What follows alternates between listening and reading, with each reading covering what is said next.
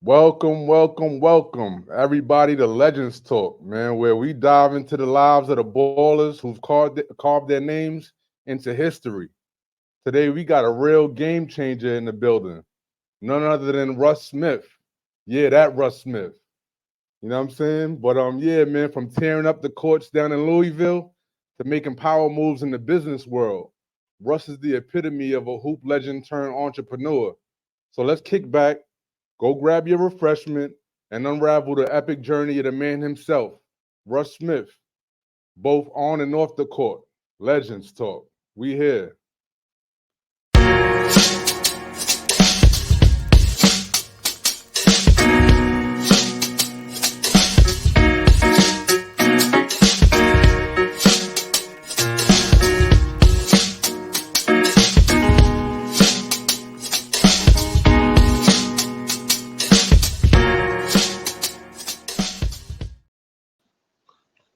Yo, what's up, my Love, boy? love. Appreciate you for having me on, bro. Thank you for. Hey, you earned it, man. You earned the right to be here, man. You know what I'm saying? It's only right. It's only right. Thank you for you know what I'm saying? Quick turnaround on the interview and all of that. I appreciate your time, bro. Of course, of course. Nah, definitely, man. But yeah, man, I gotta show love to the cats that really was in the trenches with it, man, putting in that blood, sweat, and tears. Throughout the years, you know what I'm saying, your name repeatedly comes up as that dude that was just a dog. You know what I'm saying? Where a lot of people mention that dog category and everything, they wasn't really dogs. You know what I'm saying? You For was one of sure. them. You was one of them. You know what I'm saying? Whatever fierce dog you wanna label it, pit bull, Doberman. You know what I'm saying? That was Yeah, Russ Smith. man. You know what I'm Yeah, saying? I try to play both sides, man. That's the only way to be able to do that. It's the only way to be able to do that. Absolutely, man. But yeah, man, we're gonna get right into it, man.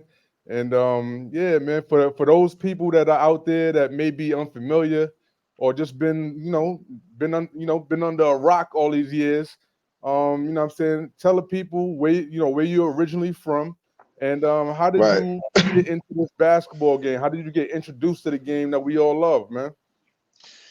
So I'm originally raised Brooklyn, New York, and been living there almost my whole life. I have most of my family though, they up in Harlem in the Bronx. My dad did a lot of basketball up there, New York Gauchos, et cetera, et cetera. But I played a ton of ball, even my high school career out in Queens. So I was kind of touching every part of New York growing up on a grand scale.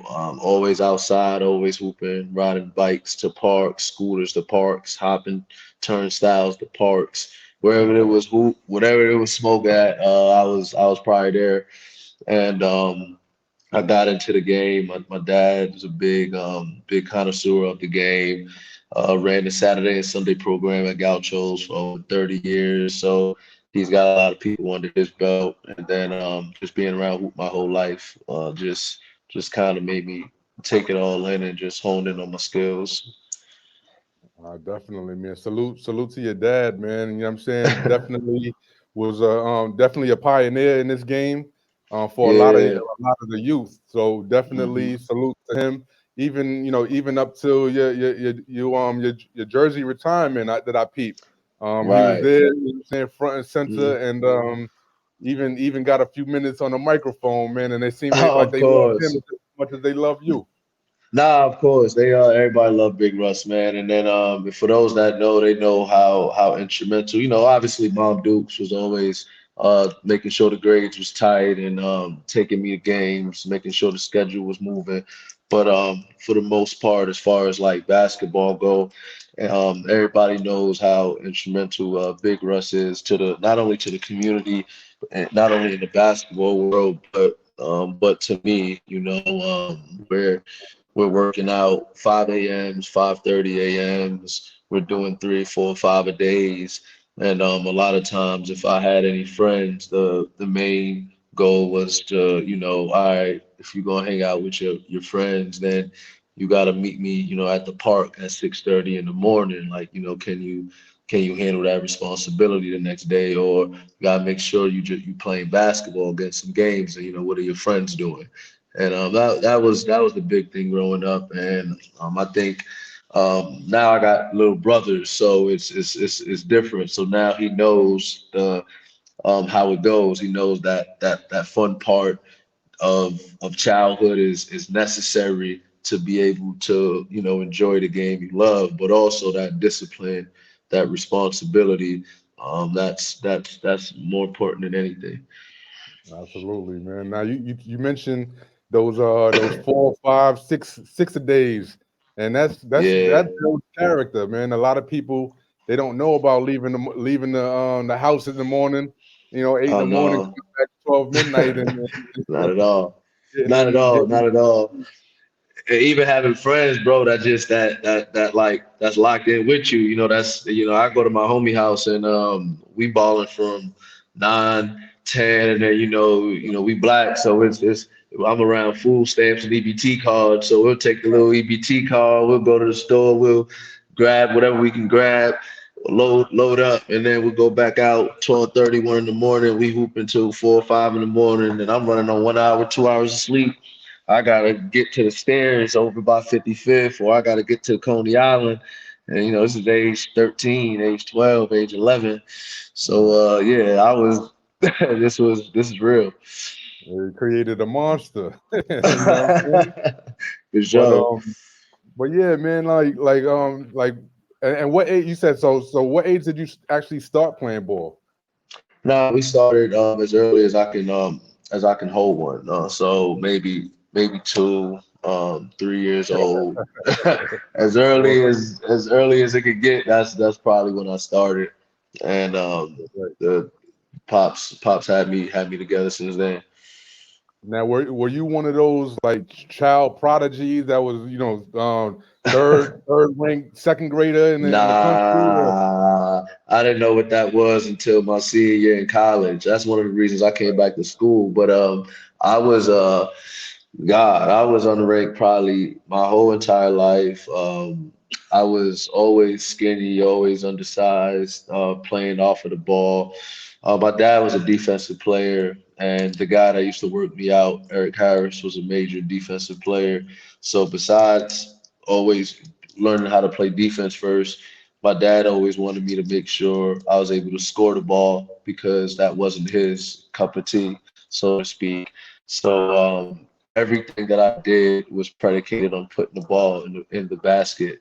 It's at a high level too. So um, there's a lot of guys from New York that made pro that has amazing careers and everything, but I don't know if a lot of those guys have a lot of stories like mine. There's a lot of stories that people may have about me. Like, man, I watched Russ get 50 in a cast. I've watched Russ get 40 in a face mask. Russ is one of the first people I seen at age 8 score 60. Like it's a lot of stories like that. I played a lot of hoop, but I'll say that that's because Dad installed that like scoring prowess in me at a very young age, super young Well, age. no, that's dope. That's super dope. Yo, where you at right now, man? Did I catch you on location? Nah, yeah, I'm chilling, man. I'm in Italy. I'm playing pro out here. I'm just doing what I love to do. This team taking care of me. They're helping me with my liquor. And basically, it's just a really good situation. And at this point in my life, I just want to be in a happy place. Yeah, yeah, we're gonna definitely tap into, we're gonna get into the liquor. We're gonna get into a couple other things Ah, that you nice. know what I'm saying. We're Hmm. gonna we're gonna this is a well-rounded thing, man. We ain't Yeah, into the controversy. I mean, you know what I'm saying. absolutely not. Yeah, I don't want absolutely you to not. name Yeah, it. that's not what this is. I don't want you to say we better than such and such or whoever. But you Nah, know, I'm definitely not there. It's wild too because a lot of my boys they always talk about that, man, and it's like you can't scale these things, like, so that's why I really stay out of it. It's like, so many people have brought so many different things to the game, and the game's always changing, the game's always evolving. So to say those things, it's like it never really sat right with me. It never really sat right with me. But I agree. Yeah, yeah. I mean, I'm a more of a fan of the journey. You know what I'm saying? And Right, when you look at somebody that has the resume that you've had, and you look at that journey, it's just an incredible journey, and it's still going. You know what I'm saying? And it's right, kind of laid the foundation to what you're doing today. But right. yeah, just to rewind a bit, man. You went to Archbishop Malloy for to begin your high school career. What made you interested in that school, and what did basketball at that school look like for you? You know what? It was because coming up, a lot of people knew I was good. Going, my junior high school, going into high school, but I never, like we talked about earlier, I was never ranked. I never had any kind of like push or any kind of machine behind me. It was always me and dad, and then just like word of mouth from the outside. But I had an opportunity to go to Rice because Mo Hicks knew me. He knew what I was capable of. Lachlan, for sure. Severian, for sure. But I had academic scholarships to a lot of schools too because I've been a 90 student since my entire life, A+ student. And then Lincoln, my dad was close with Tiny. I played with Juice, so Lincoln was on the table. I didn't want to go to Lincoln. I'm not gonna lie, I was pretty nervous about it, but I did want to go because of Bassie. But I was just nervous about what Tiny was gonna do. I didn't know if I was gonna play. I didn't know what was Right, going right, on. And then long story short, while on the highway, my dad was in LA. He thought I was actually going to Lincoln. Tiny was calling him off the hook. We knew we had Malloy and this and that. We knew it was going to come down to the wire. I'm in the car with my mom's. My mom's is, she's an academic woman too. And right. so she's like, no, you're going to go to Malloy. Malloy is top 5 in the city in academics. And we just stayed on the highway, man. The first day of school for Lincoln was the first day of like school for Malloy. We stayed on. I got to Malloy's school steps, and they did everything right there on the spot. Figured out a scholarship, figured out an ID card. They better figure that out. you know, but the only thing I really knew about Malloy, man, was Kenny Anderson and Kenny Smith. And Right. I was always a big fan of Kenny when it comes to New York guards or New York players in general. He's always in my top 5. I have so much respect for what he brought to the game. So that was for sure instrumental piece. And then the coach that we had there has coached the likes of both Kennys, and then Yada was there, and they had another guard, Marlon was there, and they had some good players, some good guards, and Coach Curran's experience. And I thought that I would get an opportunity to play the style that I like to play because I have a certain style the way I play, and it has to be kind of accepted. And Coach Kerman was willing to give me that freedom, and I thought that was the most important thing of it all. That's tough, man. Now, was this like varsity? I know a lot of especially with that program, especially with top programs in the city, or just top programs. They don't like to play, freshmen on the varsity level. Was that a Yeah, situation for you as well? yeah. Honestly, I'm not gonna lie too. That's what it was. But at the time too, in the CHSAA, playing freshman was the thing. Like you play freshmen, like all the top freshmen in the city play freshmen. So the games was all some of the games was more lit than the varsity or just Right, as right. lit. But unfortunately, or fortunately, I don't know what to call it, our Malloy team out of Queens was stacked.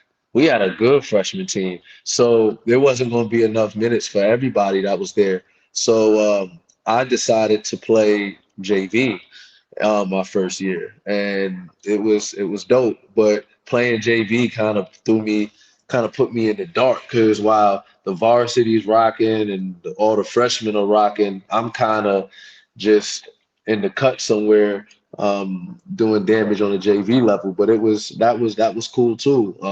And then the following the JV year, I got a chance to do varsity and get a couple minutes my sophomore year.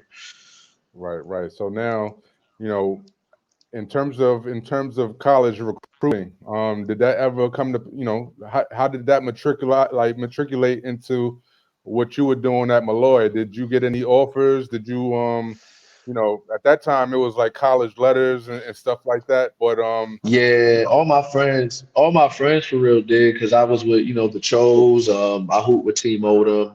I was with the Ravens. I was with Juice. I was with all the guys, and all my friends were getting offers left and right. And for me, I'm 5'11", 5'10", can barely dunk, can barely touch the rim, and I'm a shooting guard, combo guard. It wasn't really many schools knocking on my door, and I didn't have no offers. So my junior year, I led the city in scoring. I was getting some D2s, some low D1 interest, and then my senior year, I led the city in scoring again, almost at 30 a game. But a lot of schools were saying, hey, you should go prep school, work on your body, this and that, maybe a point guard skills, the usual. So that year and that summer, I had a trainer. His name was Steve Pett, and all we did was work on like legs. So I left my senior year and going into that summer because we played on the circuit. I went from barely like touching the rim, and I had like a 46, 45-inch vertical. I'm 120 pounds. So, I mean, it felt like I was jumping off of a trampoline every time I was attacking the rim. It was fun. And then after that summer, I ended up going to prep school, ended up going to South Kent, and all of my a lot of high level recruits were there. I mean, they were getting recruited by all the schools, and that helped get me into that light.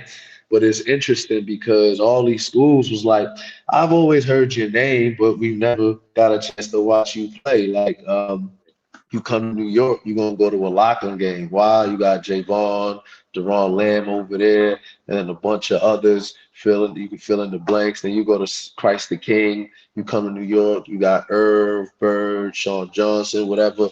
You go to Rice, like Holy Crow. Like you're yeah, not thinking about what's going on at Malloy at that day and age. There's a lot of other stuff going on in New York, and then out the state. When traveling on the gauchos, I mean, if you're any type of big school, you're going after the Durant Scotts, the Amari Lawrences, the Kevin right, Ferrams, and so it's for me, I kind of just I kind of just fell through the cracks on a lot of people's radar, but being at South Kent and having all those schools come up, especially Louisville. We knew some people there. They got their eyes on me, and I was able to make something happen out of nothing. that's fire, man. Now you mentioned going the prep route, and now that kind of built your buzz up a little bit. What other schools were kind of knocking on your door at the time when you went prep? I know you said Um, Louisville was there, but what other schools were out there trying to recruit you? So we had for Louisville, I always tell people there's like my best friend at the time was JJ Moore, and JJ Moore was a borderline McDonald All-American at the time. Like, he Right. was highly recruited. So I always felt like Louisville was recruiting me to to get my friend. And but we had but Baylor was knocking at my door hard in prep school. Baylor was rocking with me. If I didn't do Louisville, it was for sure Baylor. But now that I remember, I also took an unofficial to LaSalle. That was pretty dope. That was the only like visit I ever took outside of Louisville. And other than that, I think that was it. And then I had a Houston coach call, but by that time, he was trying to get me to decommit from Louisville, so it was already too late. But yeah, that was it, man. Right, It was case open, case shut. right. Yeah, as soon as Louisville came, that was it. I'm Now, trying to see exactly what they doing. As soon as we get the Louisville call, I'm pressing that. Like well, that's it. It's Rick. It's the Big East. where do I Sosa sign? over there. Yeah, let's get this done.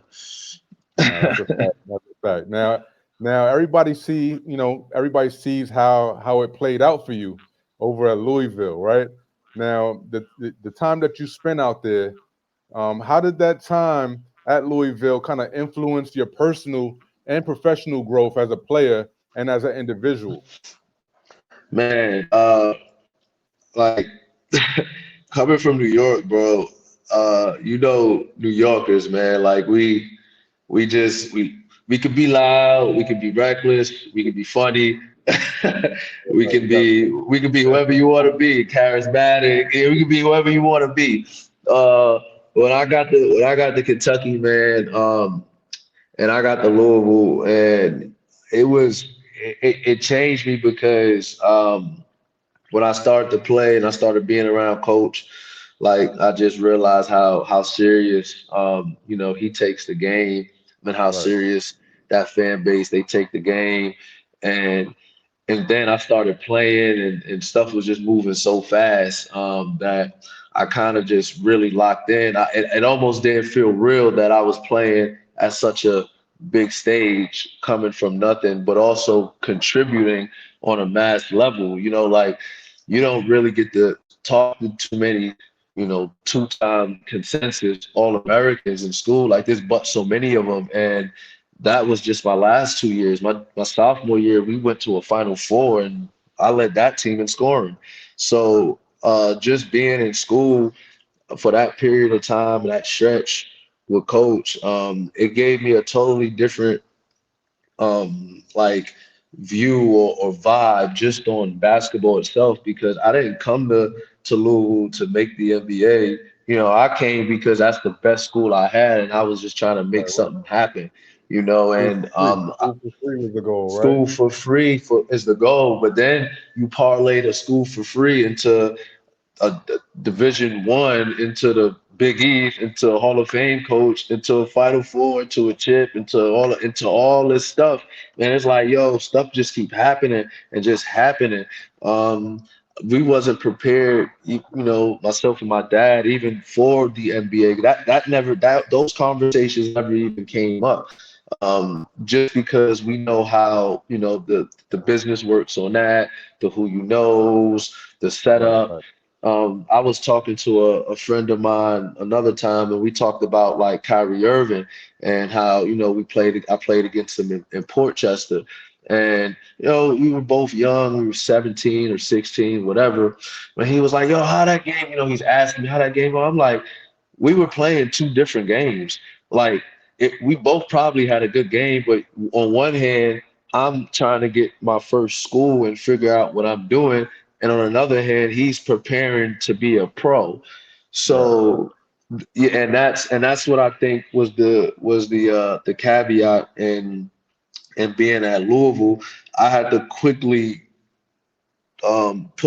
direct my gears into going, hey, I'm trying to make money playing this game now at a high level. How do we do it? And myself and my dad, being a basketball savant, was trying to figure that out on the fly, but at a high level though. So that's Right. kind of how that went. That's tough, man, because I look at Coach Rick Pitino, man, and as he's a legendary coach, with an extraordinary resume, but when I look at it, like I'm like I can't I wouldn't be able to play for that type of coach because he looks so intense. You know what I'm saying? Like he Yeah, looks like he's mad at you off the rip, and yeah.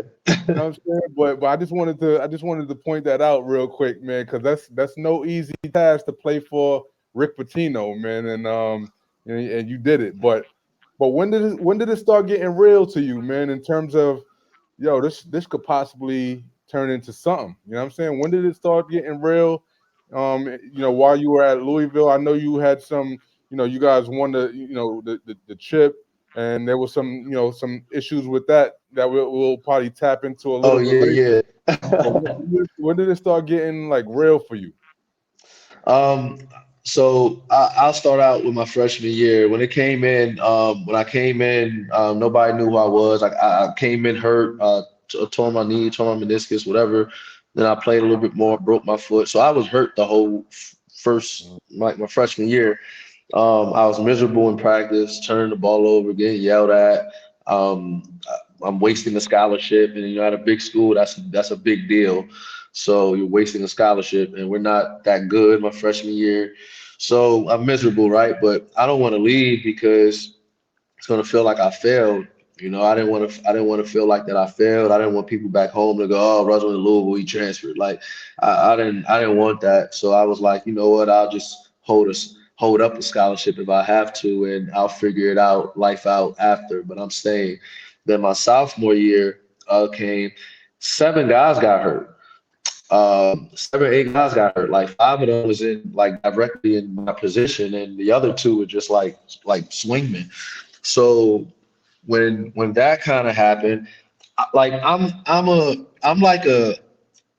a chill dude, bro. Like I'm nothing simple. I like video games. I like ping pong. I like chess. Like I like going to the park, just chilling, listening to music, being on the computer.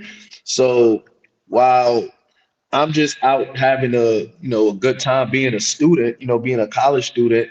Next thing you know, all the 5-star recruits and all the rotation players is hurt. And now while I'm going to the dorm, I got coaches checking on me like, hey Russ, like what are you doing? Make sure you get some rest. We need you for the game tomorrow. And I'm like, damn, where, where was all this when when I when I was doing my own thing? You know what I mean? So I think right when guys got hurt and I had to just immediately start playing. That's when it got serious. And then it was a week before my sophomore year. We played Kentucky, and that week I was on a tear. I think I had almost a quadruple double with against Memphis on CBS. I flirted with a 30-point quadruple double, and then I had 25 against the rivalry team WKU, and then the first Big East game against Georgetown off the bench, I had 20, and then we played Kentucky at Rupp. I had like 32 on CBS again. So after those 4 games in a row, I had it was so many. All of the coaches was just on my line, on my phone, bringing me to work. Yeah, like study hall grades, Right, and right. yeah, and then I was like, oh, this is serious, serious. I have to play, and they're like, yeah, coach is thinking about playing you 20 to 25 minutes. He's gonna let you do what you do. He's gonna let you score. He's gonna let you basically be you as long as you play defense and don't get in trouble. And I'm like, they're talking to me. I'm like, oh, while I'm playing, I'm playing a game, and they're like, all right, cool, I got you.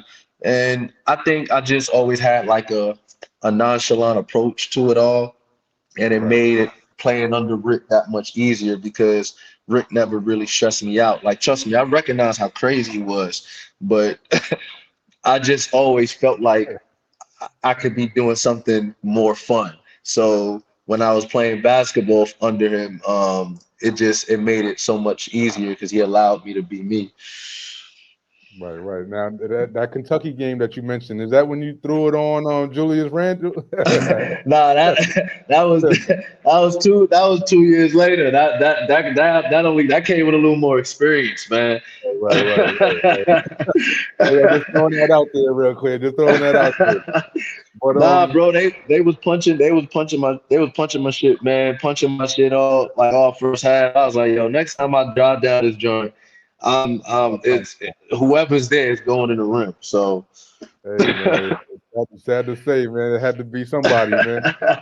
But but in what ways did your experience, man, at Louisville kind of prepare you for the transition into playing in the NBA? You know what I'm saying? Because I know first it was nah, mental. Now, you know what I'm saying? Yeah, Now as you develop, like what kind of transition did you take mentally to get yourself prepared for that league? man, it was hard. It was hard because you're one of one, right? Nobody in my family has ever done anything like that, like in basketball, right? So it was as far as the preparation, it was basically the competing part because we competed every single day. Now, as far as the game itself, Coach Patino would, he'd bring me to the side or he'll talk to me my senior year, even in my junior year. He'll go, Russ, like, if you want to make money playing this game, you got to learn how to be a point guard. You got to be a point guard. You can be a scoring point guard, but you got to play point guard. And I'm like, I didn't come to school for that. I came to school to get buckets. Like in my head, like I came to school to be me. Like I was never a point guard or a shooting guard. I was always just like a player. So I never thought about it on a high level, professional level from what he was talking about. Right. And that's one of the things I always look back on and go, damn, coach was always right about that. And so when I became a pro, I also never looked at size, right? Like my favorite players for my position was always like Allen Iverson, the Monte Ellis, Of the Lou course. Of course. Williams. That's my style. Right. So Right. I'm like, oh, you just throw me on the court with a point guard, like, I'll make it work. I I never thought deep. I never thought too deep. So, but when I became a pro, when I got to the league, it was like, oh, I'm under Monty Williams. He's coming off a tenure with Chris Paul. So he's handing me like, big playbooks and he wants things designed a certain way. He wants things orchestrated. And I'm like, damn, that's kind of never been me.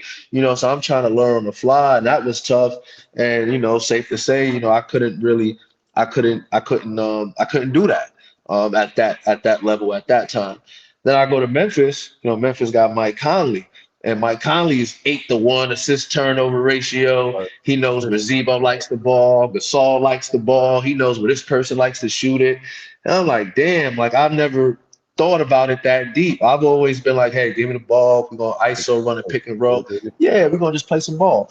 And I think being at Louisville just always just made me able to compete and just fight. So through injuries, through adversity, I think I was always resilient and I always persevered and I was always at the top of my game to perform. And I think that's the most important thing that I learned. I was always dependable. Like you can always count on me to do what I do. Right. And Right. I, and I and I and I think that's important. I think young kids need to understand that. Like you got to be able to be dependent on for anything, specifically defense. So No, that's tough. That's tough, man. And mhm. you mentioned the word adversity, right? Like, and it's no secret that in 2013, you guys had your champion, your national championship vacated by the NCAA. How did that kind of impact you personally, man? After all of the work and sacrifice that you guys put in, what I'm saying, the blood, sweat, and tears that you guys laid on that court, and how did you and your teammates kind of navigate through that challenging period of time? So for us, because we know like it's hard to ask me because it's like we're so apart. Like we know what happened, so it's like it it's different. And then I've personally been cleared by the NCAA because if I wasn't, my number wouldn't be in the rafters. Right. So you have to have all of your stuff reinstated. So when that whole situation or issue had came out and released, we knew it was much deeper than what it was on the surface because in college sports, a lot of things happen, right? I'm not one of those players as a recruit that got the red carpet rolled out for them, got shrimp and lobster and steak. My visit was my visit was I came, my dad seen his friends, and then we left the next morning at 5:30 in the morning. That's kind of how my visit went. And but for some recruits, and this goes on at a lot of big schools, like you hear it. I mean, North Carolina didn't have no classes, uh, like, and it's and stuff like that happens at different levels on different magnitudes. Um, our situation was a $5,000 transaction. Like, what's $5,000 in the grand scheme of things? We got when you got coaches paying for kids, parents' houses and homes and Right. mortgages. So I think that the ruling was extremely silly. Nobody benefited. None of the actual players benefited off anything. But for us and for me, it never really affected me or bothered me. It was a funny period because I thought it was silly. But I think in the long run, nothing changed or deviated from, I guess you could say, our legacy and my personal legacy. Like I said earlier, they're not going to put your number in the rafters if all of your stats are vacated. Right. So and in order to get your number retired, it's not even jersey, because a lot of people get their jersey. To get your number, it's like you have Yeah, the nobody can wear at that number. minimum at minimum consensus All American. That's where the bar starts. Right. Then there's a That's a bunch fact. of other stuff. Mhm. Now, like, so because I don't want to dive too much into that, but you know what I'm saying? Like you made it to the league, you get drafted. Now, of course there's a transition, right? There's a transition from college Mhm. to the pros. Like how did you kind of navigate the transition? From a physical point of standpoint, how did you kind of navigate that? And like what was the biggest challenge for you um physically having to adjust to, some people say the 82 game schedule, some Right. people say the physicality. What was it for you that was most challenging? I think it was definitely the size of the players, like the for the position. Right. I was always a small, lean dude, and so when I'm going in practice, at my position, I'm 160 pounds, and it's not like they're using me to my advantages. If you see Allen Iverson play, you see Monta Williams play, or Lou when they was younger, the pace is frenetic. They're going up and down. You can't catch them. You can't be able to put your body on them. But playing for Monty, like, we were playing at such a slow pace, and we had such big guards. Like, we had Tyreek Evans, he's 6'6", 230. Eric Gordon, 6'4", 230. Drew Holiday, 6'4", 230. Like, then these are the guards that I'm having to switch. I have to. Those are just the guards. Like, not even the wings. Those are the Right, guards. right. You got And to play then man. And ain't they can't hide in the zone. you can't hide in the know, zone. Can't press it like it's nothing. And we're playing at a snail pace. So it's like, I didn't enjoy the pace. And I think that part wore me down, but it got me a lot better because I knew now, as I got older, I know how to play against bigger guards, stronger guys, and I got that experience. But then I go to Memphis. Memphis is the same thing. I'm a up tempo player. Like, I'm in Memphis, we're slowing the ball up, like, and I'm beating everybody up the court. Mike Conley is he's reading the game he's playing 5D chess, but then the guards there is just Mike and Beno Udrih. Beno Udrih 6'3", 210, 6'4", 210. Like, right. 25, 22 years of experience as a pro. 22 years. Don't let that go over your head. He was 36 years old. He was playing pro since he was 14 Right, in right. Europe. Playing with grown men since he was 14 years old. You're gonna, Yeah. it's crazy. So I'm getting, like, so when I say I was getting, not like, it's not cooked in practice. It's being taken to school, right? You hear the OGs say, I'm gonna take him to school. You know, Right. like it's a learning lesson every day I'm in practice. And I think that was the biggest adjustment I had to make as a pro. I had to learn how to use my weight and my size because it is a disadvantage to my advantage. Right. But I always defended well. You know, I always fought. I was always scrappy. But Stephon Marbury is one of my favorite players and one of my favorite players out of New York. And he'll say it like he always said this. He was like, sometimes I had to use my offense for defense, and Mm. that's what I had to get used start doing more against bigger, more physically empowering guys. Now, a lot of people, a lot of people who have these podcasts, and specifically the knuckleheads. Shout out to Q Rich and Darius Miles. They have a Yeah, great podcast over there. Now they always ask the player, like, who's the first person to bust your ass, right? But right. in your case, man, what was that welcome to the NBA moment for you that was like kind of like surreal? Like, oh my God, I can't believe I'm here. Like, that is that really AI? You know what I'm saying? Or whoever it was. I don't know in your Yeah, in your situation. What was that moment like for you? I had those moments sitting on the bench. Right. I'm on the bench Right. like because I didn't really get the bump that I wanted to truly get though. But the moment I had this was like preseason, I was like, damn, this motherfucker really here. Like this is really him. I think I got into a game in preseason and LeBron was still in the game. I caught a rebound.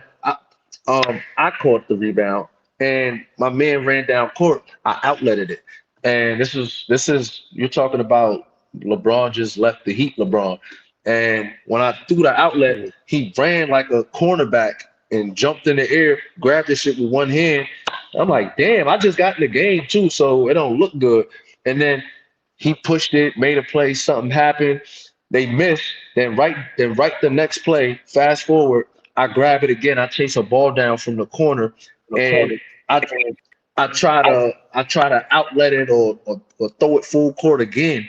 And boy, he sprinted again, deflected it, and they got another steal. I was like, yeah, I'm coming out the game, bro. LeBron gonna get me fired.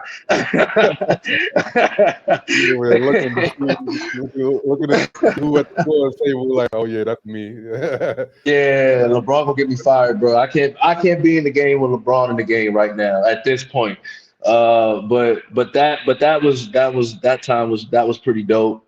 But I never really had like that moment because I never really got a chance to catch real life squabble. I was always in For where it was a when it few was minutes. yeah, Yeah, if it was preseason or a few minutes, and I don't think that really counts. That's not fair, right, you right, right. know.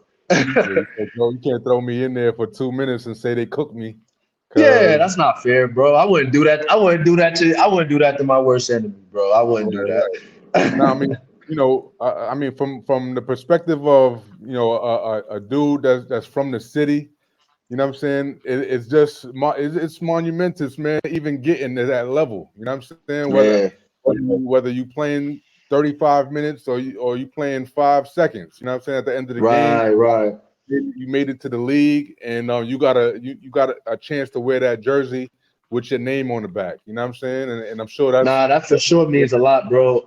I'm not, and right. I'm definitely on no point like trying to downplay it. I think it's really amazing, but that goes to show you like I'm highly competitive, bro, and in my life, like I've I've I've gotten my ass whipped just as much as I've won. So I know what it feels like to lose. I know what it feels like to win, and I know what it feels like to compete against the best and know that you belong there. So against starting out when I was little, playing against the Riversides and the Gauchos when we were getting mercy ruled until we started beating them. And then, in high school, we're playing against the Rices, Locklands, and St. Raymond's. Everybody's counting us out. And then you get to college, things is different. Like it's like, oh, you're winning, you're doing this. And you get to the pros, like, damn, I'm on the bench again. I got to figure a way out to get it. And then now you're a pro and you're trying to figure out your own path, your own walk of life, your best situation. But playing in the NBA is amazing, and it's an amazing experience. My Right. draft night, I wish I had a little better attitude. I was a little disappointed. I went second round, but looking back on that, like it's what is it that makes it like a half of percent? Like that's nuts. So that's Right, crazy. right. You don't really think about it when you're going through it. You know what I'm saying? You expect Hmm. more, greatness, and when maybe sometimes it doesn't happen like that. It's only natural to get discouraged just a little bit, but what I'm saying, you that dog, man. So you know what I'm saying, you were able to rebound right back. Yeah, it's But like, easy yo, for me. Oh, you said what? now go ahead. Now, I was gonna say because it's easy for me to like to motivate myself. I just need a reason, and then I'm motivated, like the Right. smallest one. So my motivation was really, man, like I dominated college on all facets, and I don't know pro basketball. I don't know about agents. I don't know about the green room. I don't know about these things. I only seen this stuff in East Bay magazines and the Slam magazine with Bassie and Braun and Brandon Jennings. I only those are the only things I know. So when I'm living it, and I'm like, oh, I check box national championship, check box All American, check box MVP of this, check box Player of the Year. Like I'm checking all these boxes, so I'm like, oh, who's on this board? This person, this person, this person. I beat all these people. I performed better than all these people. So I should go first round. Like, but I'm thinking about it in such a in the simplest way, but it's so much more deeper than that. And now that I know these things, I can look back on it and reflect. And now I could game plan with my little brothers when it's their time to do it. Like, nah, this is how you got to do it, because this is how I would have done it, and Pops would have done it if we would have known the things we know now. But it's still crazy. No, it is crazy, man. And looking back on your entire journey, you know what I'm saying? I know you mentioned, balling over at Louisville to making the league and going, even going international. And scoring, what would you have, 65 points one game over, wherever across the world you was at, man. Um, you Yeah, know, we have a world scoring record. So besides the G League record, that's 65, but we also have a world scoring record for most points average in a professional season, and that is 61 points per game. Second to that is Wilt Chamberlain at 51. So there's yo, nobody that's that's averaged more crazy. points than me in a professional league, living or dead amongst us. That's tough, man. Did you think, was it always a situation where you were kind of chasing that opportunity for the league again, or were you just having fun out there? That's a good question. I don't know. I think I did all of that out of spite. Um, Mhm. I think it was more so out of spite because I I think the way I'm wired, I don't try to be with the machine a lot of times. A lot of times I try to go against the machine. Right. And that kind of pushes me to eventually get a call from the machine. Eventually the machine goes, "Hey Russ, like, nah, we want you a part of us." And that's kind of where my mind was at. I was like,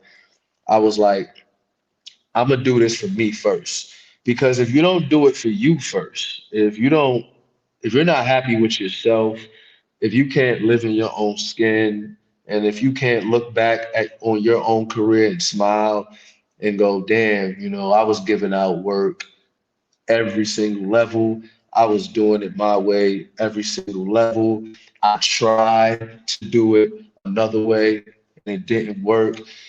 Then what are you really doing it for? Then you're doing it for somebody else, like, and you're not going to get any self gratitude out of that. Like I don't play for nobody else other than my parents and myself and the people who genuinely love my game. Like it brings me so much happiness when someone goes, Russ, like I tried to mold my game after you. You don't get that many. It's not. You can be a 20-year pro. You can have all the highlight tapes, all the money in the world, but when you start influencing other players and having players that now play pro at high levels go, when they see you on the court, they get nostalgic. It's like, oh my God, Show that I respect to can't, you. Like, yeah, like I can't believe this. Like, this is crazy, like, and I get more satisfaction out of that. Like, I'm a true lover of the game itself. And hopefully I'm able to one day, come back, play in the league, have a different role. Maybe I do all defense. I don't know, but maybe I'm just a vet on the bench. I don't know.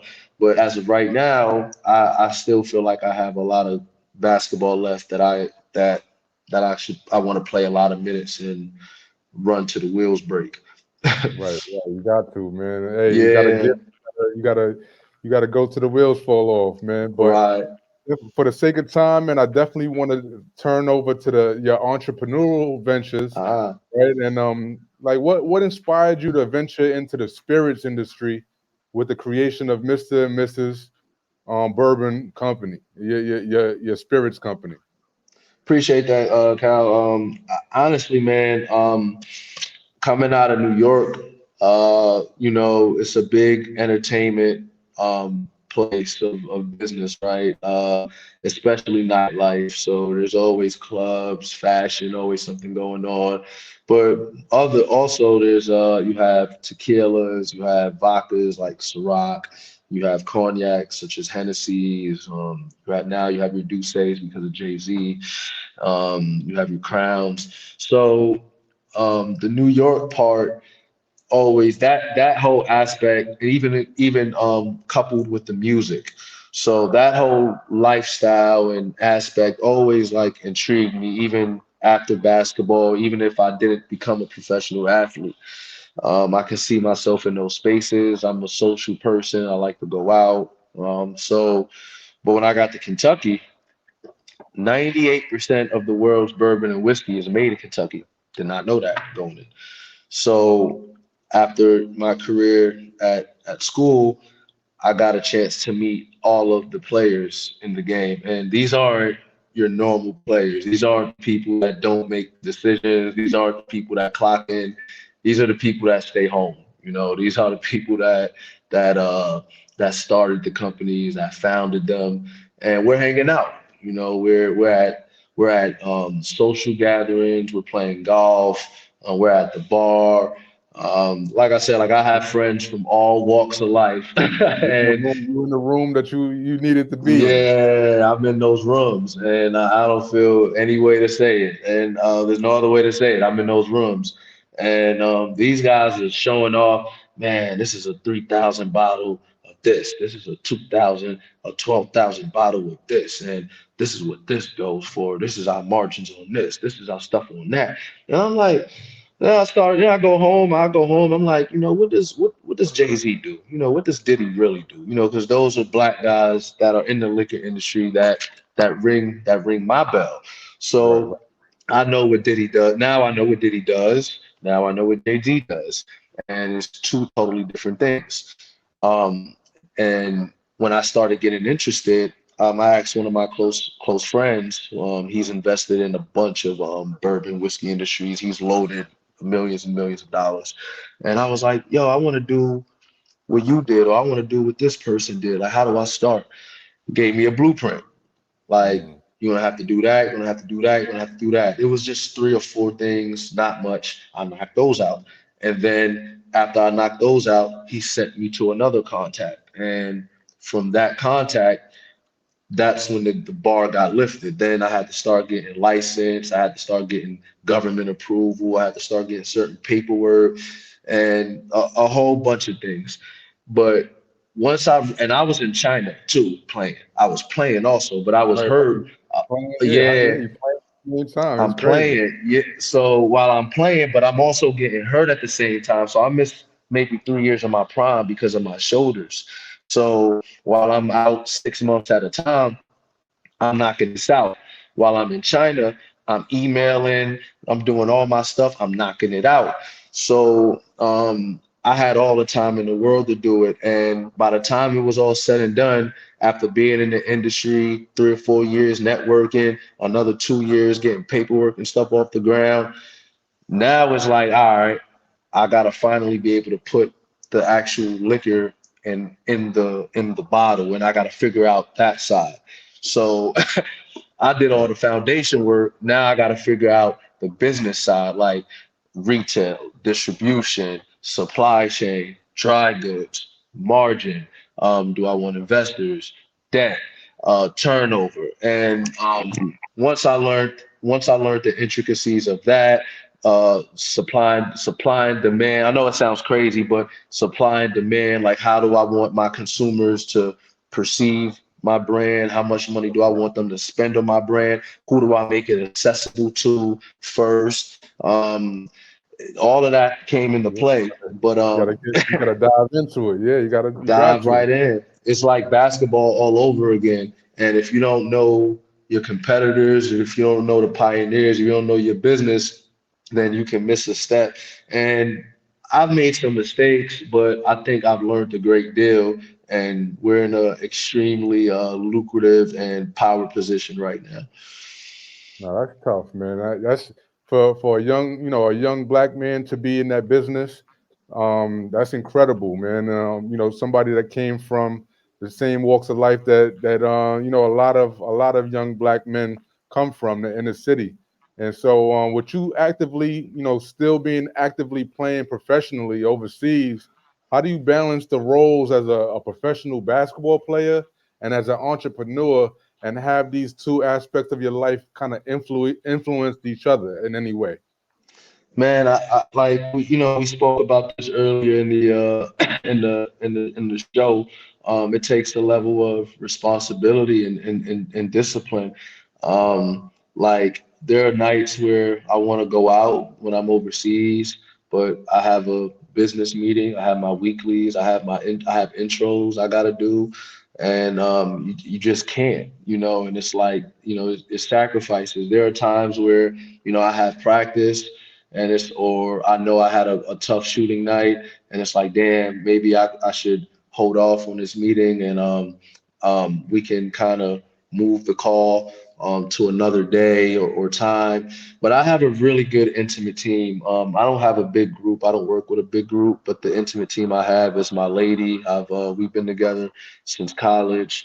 We just brought on. She's our COO. She got some. I gave her some ownership. We have a VP now, and then my agent who actively helps me with basketball. I changed agents at 30 or 31. Um, not for any malicious reason, but this new agent, he's a bourbon whiskey connoisseur fan, and that's the second part of my life that I'm preparing for because I'm already a pretty decent name in basketball, so I can always find a job. So now it's about the second half of life, and he helps me big time. And so I would say us four, we run a tight ship, and then if we need any help or whatever, we'll figure it out. If we need to hire someone, we'll do it. But yeah, man, I think it's really just the passion that drives me. If you can do something for free, really good, then somebody will pay you for it, and there's value in that. So Right. I was doing this for free. I was putting my hard-earned sweat. I didn't ask nobody for anything when I started out. I put my own money where my mouth was, and I'd say now we're in a really yeah, I'm in a great situation. We've been operating like a multi-million dollar company for a year or two now, as far as like payout and inventory. So we're basically on our way there. Now you on your way, man, and it just speaks volumes, man. You know what I'm saying? Because you were such a fierce player, right? I'm just thinking that you taking some of that same aggression or that same fierceness into the spirits world, and that right there, whoever they in trouble. Whoever's looking for competition. What's dope? 50 Cent is my spirit, is like my spirit animal, bro. Like everything about we spoke about Hove and Diddy, what they do in the spirits. But like Right. I'm a 50 fan. Like I'm a 50 fan, and I like the way he approaches whatever it is he puts his hands on, and that's something that I try to implement as well. It takes a team to win, though, but it Right. takes one person to set the tone. And if you could be that person to set the tone, and if you got a group of people that's with it, that's gonna be right with you, that can go to war with you too, and that's kind of the way we're moving. So we try to carry the same amount of weight, but we try to also carry more weight than we can hold sometimes. And I think that's dope because we always got each other back. So where someone falls, I'll pick up where my girl falls. I'll pick up where I fall. My agent got me. Where we miss out, our VP is on it. He's sending follow-ups up. He's Right. setting up meetings. So it's a really good situation. Right. You got to have that well-oiled machine, man. And Gotta be. a quick if nobody picked up on this, man, especially for all of the kids out there that might stumble onto this interview, there's a real big takeaway that you mentioned, and that's being in the rooms that you need to be in, and Hmm. don't be afraid to put yourself out there, and whether it be something that you're experienced in or something that you're not experienced in, don't take it for granted. Just go out there and try, and that's what you've been doing. But for the sake of time, man, I just want to ask you one last question, because we're rounding up the hour. We're at the hour mark, right? But what advice, man, would you give aspiring athletes and entrepreneurs who are looking to pursue their passions and build a career that kind of is parallel to yours, and something that you've already done? Um, from the athletic perspective, from the athletic standpoint, I think it's discipline and responsibility and competing. You got to be able to compete. You can't complain. You just compete. Like no one cares. What it is that you didn't if you didn't eat breakfast that morning. Nobody cares. If you missed the bus. We're not trying to hear that. Games at 5, be here hour before the game, stretch, get it done, right? Then discipline is knowing you have a game, getting the rest you need, preparing, watching film, whatever it is you gotta do. Do it. Study your opponent, study your position, know your job, know your role, and then responsibility is being dependable, bro. Like Mhm. you know what your job is. Just do it every game. Be responsible and come every game. Be a pro. Listen to your coach. Be a good teammate. If you're a young kid, don't lose your jersey. If you're a kid in college, pass the drug test. Don't break curfew. Things like that, man. And I think that goes a long way. And then if you go into entrepreneurship and business, you're going to take all of those things that you learned as an athlete, and you're going to bring that discipline. You're going to bring that responsibility. You're going to bring that teamwork mindset and winning mindset into business. Like you'd be surprised. I run into so many people in like the office or in those spaces. Some of these guys are the most unorganized, undisciplined people that you'll ever meet, right? But most of these guys just have drive and they have the survival instincts because they maybe have never had the talent that we've been blessed with to play basketball and to meet people. So I think it's important that when going into entrepreneurship, you got to respect the fact that some of these guys were not as maybe talented as you were with a football and a sport. So you got to respect their survival instincts and you got to respect their drive. And that's one thing I've always done. I've always been amazed at the people that I've worked with. Like this one guy does corks. Like what the hell do I know about corks? But this guy knows everything about it. Yo, talk to me. Let's have some coffee together and you tell me Right. all about your industry. You know what I'm saying? And I think just being in that space, being a good person, that'll get you into those rooms. And then you speak up, you follow your passion, but you got to speak up.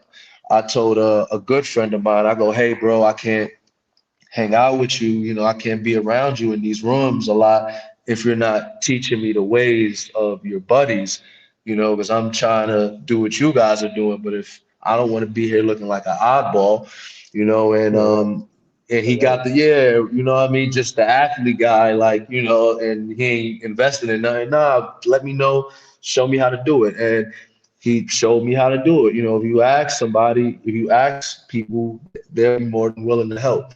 So I think that's the basis. You know, competing, discipline, and responsibility. But I hope that helps. I hope I nailed that. nah, for sure, man. Like, you know, it's crazy, man. Like that you've been able to do all of this stuff. You know what I'm saying? Simultaneously at times, but like, Yeah. you know what looking ahead, man, looking ahead, this lastly, looking ahead, what legacy are you hoping to leave through your contributions both on the basketball world and in the spirits industry? Like what's the final legacy that you're trying to leave? You know what? I was talking with my dad not long ago, right? And because, like you said, you know, early in the podcast, you know, there's been a lot of highlights circling around, a lot of me, um, you know, maybe on social media, and I was like, man, you know, sometimes watching my highlights, it kind of makes me emotional, you know, because I expected or I wanted to be Allen Iverson, you know, I wanted to be that, you know, that was my Right, goal. And but also it it's like I'm sad with happiness because I've reached it in a different way. Like I was able to leave my own mark in the G League. I was able to leave my own mark in China, go to Puerto Rico, go to Italy, and play the amazing basketball that I wanted to play and be happy. So I'm simple. I put a lot of work in New York and everywhere else. I just want to be remembered at a high level and my play to be remembered because when I'm done, I want to be the one of the biggest moguls in the spirits industry that's ever went from athletics to business. Junior Bridgman's another guy that I follow closely. I'm very right, yeah, close with his family, his daughter. Ian's a good friend of mine, and her wonderful husband, Greg. So you know, trying to just stay close to high level minds and reaching certain points that I had checked off or boxed or unchecked off and right. getting there, you know. But yeah, just I want to be the best. Hey Period. man, you on your way, man. You on your way. And you know what I'm saying? I thank you, man. The people at All Things Hoops, we here. Well, it's really just me, but I'm gonna do I'm gonna do my job. You know what I'm saying?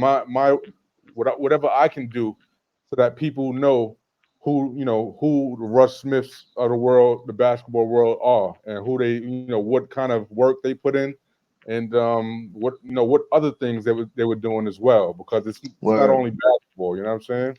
Right, But right. I appreciate your time, bro. I hope that you kill at your next game. You know what I'm saying? Your next whatever you got next going on, man. I Yeah, know I'm in a little slump right now, so I could use all the good juju. yeah. That's all you got over here is good juju, man. Word, word. But I appreciate you, man. Thank you for taking the time out, man. And what I'm saying, when you get stateside, man, let's connect, man. Hit me up. What I'm saying, like we'll definitely have some things to talk about, bro. Absolutely, absolutely. 100. Good looking, man. I appreciate you. That, ladies and gentlemen, Russ Smith, man, the legend himself.